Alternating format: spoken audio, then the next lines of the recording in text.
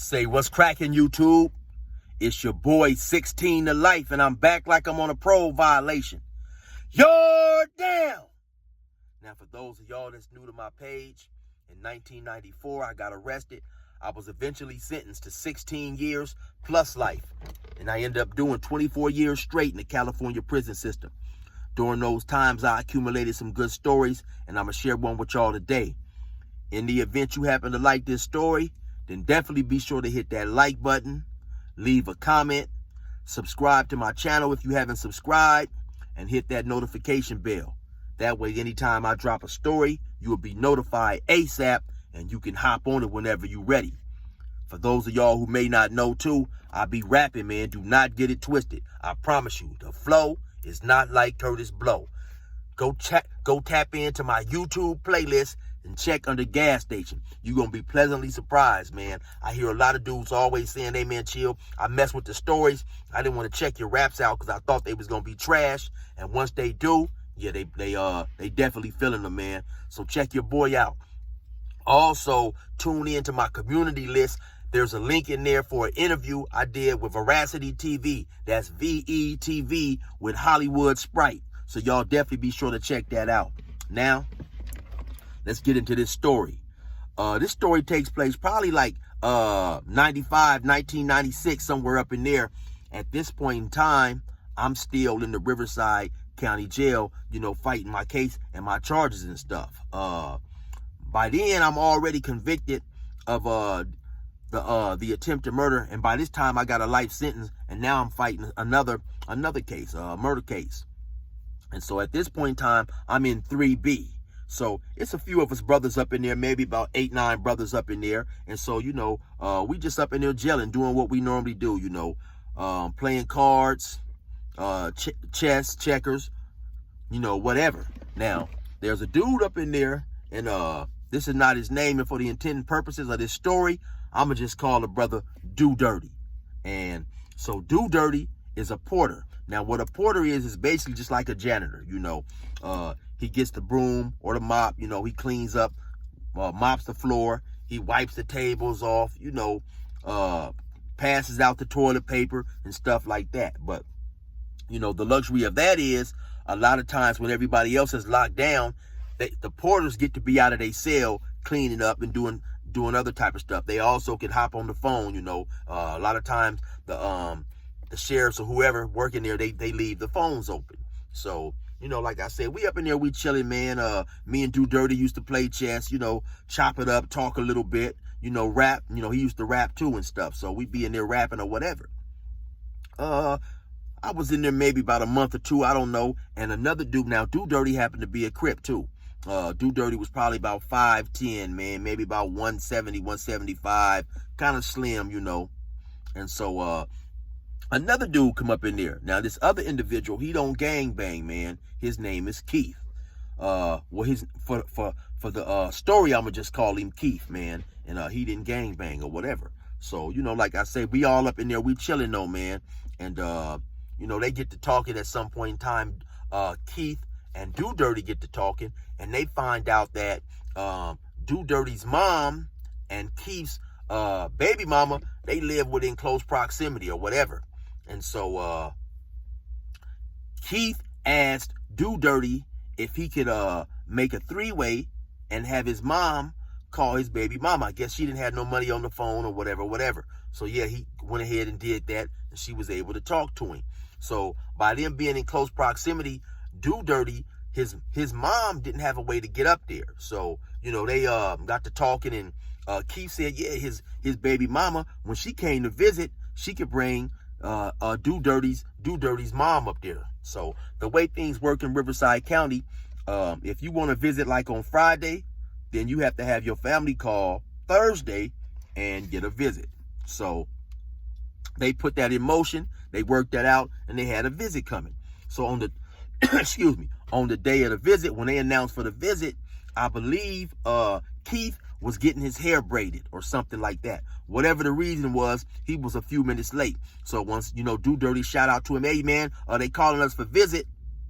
He said, tell my girl I'll be out there in a couple of minutes, So Do Dirty go ahead and go to the visit, and he see Keith's girl. He hop on the phone real fast, say, hey, Keith is on his way out here. He'll be out here in a minute or whatever. So, they go through the little visit. They have their visit, So now, when they come back, we chilling, we doing our thing. You know how dudes is in jail, man. They like to ask, hey, man, what old girl, what Keith's girl look like? And Do Dirty was like, oh, man, yeah, she bad, man. She bad, she bad. So, later on, a couple days later or whatever, Keith once again asked Do Dirty, could he, while we was locked down, but the porter is out there. So Keith asked Do Dirty if he could call and relay a message to his girl. So, that was right up shit. That was right up Do Dirty's alley. So he said, yeah, so he called, and in the course of relaying this message, that was his opportunity to start trying to talk to her, dropping lightweight hints, All this, of course, comes out a little later on, So now he starts calling her on his own, calling her and stuff. He's talking to her, and I guess she's feeling him, And so, like I say, all this stuff comes out later on. So she gets to Keith's baby mama start feeling him to the point now she's making appointments to come up there and visit Do Dirty in the same facility. You know what I'm saying? So if, of course, if Keith don't get called out for a visit, then he's not gonna know. So this is how scandalous, I would say, both of them was, Do Dirty and his baby mama, And so in the course of them visiting, this is going on for maybe about a month, somewhere around there. Some point in time, somebody comes back and tells Keith, hey, listen, man, I seen your girl out there visiting Do Dirty. So Keith couldn't believe it. He just couldn't believe it, man. So, of course, now he go to the phone. He hop on, get on the phone whenever he can or whatever, get a hold of his girl. And, she break down. She started crying. She confessed everything. I'm sorry or whatever, because to my understanding, if I can remember right, I think they had been together for since 9th grade or somewhere like that. So when Keith at the time, he probably about 22, 23, young dude, him and Do Dirty's about the same height, but Keith probably got at least maybe about 15, 20 more pounds, So he couldn't believe it, man. So, his baby mama on the phone, she crying, begging him, apologize, asking him not to get no trouble, don't get no more trouble, and blah, blah, blah. So when he get off the phone, I guess he told her, yeah, okay. But of course, he mad. And then, so he get off the phone and he come over there, and it's me and another individual, man. Because like I said, we had all been up in there cool. We playing chess, we playing spades, going outside to rec, playing basketball, up in there rapping or whatever. So he come over there, he couldn't believe it, man. Dude was extremely hurt, man. So he's sitting there for a minute. You could tell something is bothering him. He tapping his hand on, he's sitting at the table, man. You can tell something is bothering him, man. So eventually he runs down what's happening. Now we couldn't believe it, but like I say, we heard that his girlfriend was extremely beautiful, and so he was crushed, man. The dude was crushed. They had been together for a long time. I believe they had a small child together. And so he just couldn't believe it. And like I say, the whole time this is going on, that his girlfriend is coming up there to visit Do Dirty, they interacting. Do Dirty is all in his face. they playing chess. They might have been sharing soups or whatever. So he extremely hurt. He feel played by both of them, even though he had just met Do Dirty by coming to jail, And so, it's killing him. But he told his girl he ain't gonna do nothing or whatever. And so, I don't know. Do Dirty was a Crip. I don't know if he was intimidated by that or what, So, of course, now he backs all the way up off Do Dirty. He ain't really talking to him. He ain't interacting with him or whatever. Do Dirty, he don't even pick that up, And like I say, when he came back, he was also like, oh yeah, man, his girl is bad. Do Dirty saw himself as a pretty boy. And, he was kind of like lightweight hating on Keith. Like, man, I don't even see how he got her or whatever. So like I say, he saw his opportunity when Keith asked him to make a call. He slid right in. And obviously she was feeling him because she's coming up to visit. And so, of course, you know, there was, like I say, you got to, if you want to visit for whatever day, you have to call the day prior to make the visiting schedule.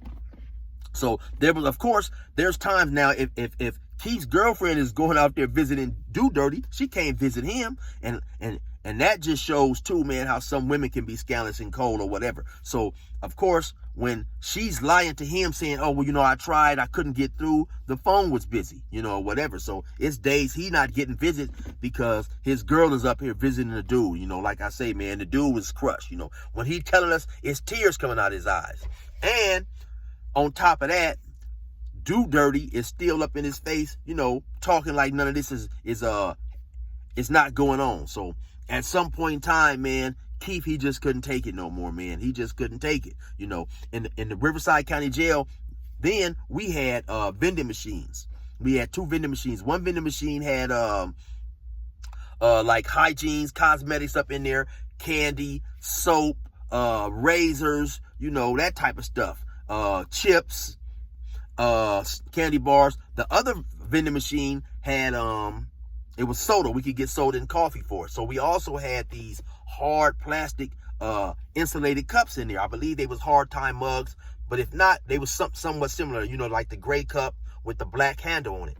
So man, like I say, you know, Keith, he just couldn't handle it, man. He steady thinking about this, man. And then when you in jail or prison or the county jail or whatever, you have too much time on your hands to think, you know, too much time to think, man. And so, like I said, on top of that, to compound it, Do Dirty is all up in the dude's face, still talking and acting like they cool, man. So, one day he said something to Keith, you know, asked, oh yeah, he asked once again if Keith's girlfriend could bring his mom up there. And that was just too much for Keith. That just pushed him over the edge. Like, damn, you know, you already backstabbed me. You on the phone talking to my girl. Now you want my girl to come up here and bring your mom up here.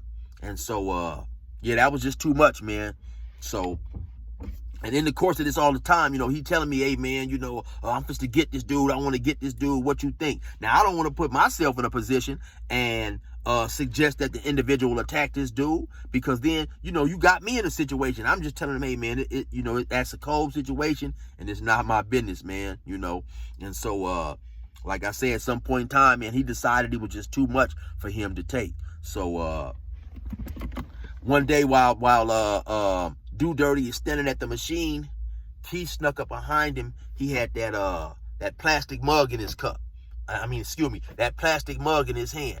And while Keith is at the machine, while Do Dirty is at the machine buying something or doing whatever he was doing, Keith snuck up behind him with that cup. Bam! Hit him right upside the head, you know. When he hit Do Dirty spit like, hey, man, what's going on? Keith said, oh, you know what you've been doing? You know, he hollered and cussing. You messing with my girl. He swung the cup again and hit him in the head. Boom! You know, I honestly think that since he didn't gangbang, Do Dirty may have pegged him as a sucker. May thought that, you know, he wasn't going to fight. He wasn't going to do nothing or whatever. Because sometimes, you know, gang members, that's how they view non-affiliates. Like they weak, they soft, man. So anyway, the second time when he bust him in the head, he hit him in the head real hard too. The second time when he hit him in the head hard, they start fighting. He bust him in the head the second time, and then Do Dirty they start squabbing. Bing, bing, bing, bing, bing, bing. Now they had a good little squab going on for a minute. Like I said though, Keith outweighed Do Dirty by about 15 to 20 pounds. So I think maybe that extra weight and possibly slapping him upside his head with that cup 2 times, you know, that tilted the odds in his favor. Because while they sitting there squabbing, they had a good exchange going on. And then Keith happened to catch Do Dirty with a good one. Bam! You know, and Do Dirty went down. Keith hop on him. Bing, bing, bing, bing. He screaming, hollering, all this type of stuff. You know, just screaming, hollering, all you know, he calling him out his name and this and that. And in the course of doing all this, I don't know if a CO was walking by or he happened to look in and see the fight, but they hopped up on the they announced on the loudspeaker, you know, of course, everybody lock up, lock up, lock up. We went to our cells. They still out there fighting. They came in and got them 2 dudes, and I never seen neither one of them no more. But that's a cold situation, man. I think that might have been my first introduction in prison to, you can't trust everybody, man. Later on, I seen dudes talking. A dude would turn his head one time. He was showing pictures of his girlfriend to this other dude. He turned his head to look, and the dude snatched the envelope with the girl's address because he had plans of writing her. And so like I say, I done seen a whole lot of scandalous stuff, man. And it just goes to show that when you in those type of situations, man, you can't just embrace everybody wholly, because everybody is not going to have that same type of goodness that you might have. So it takes a long time, man, to analyze an individual and see if that dude is who he really is presenting himself to be, man. So anyway, like I say, I hope y'all like that. It's your boy 16 to Life. Resume normal program.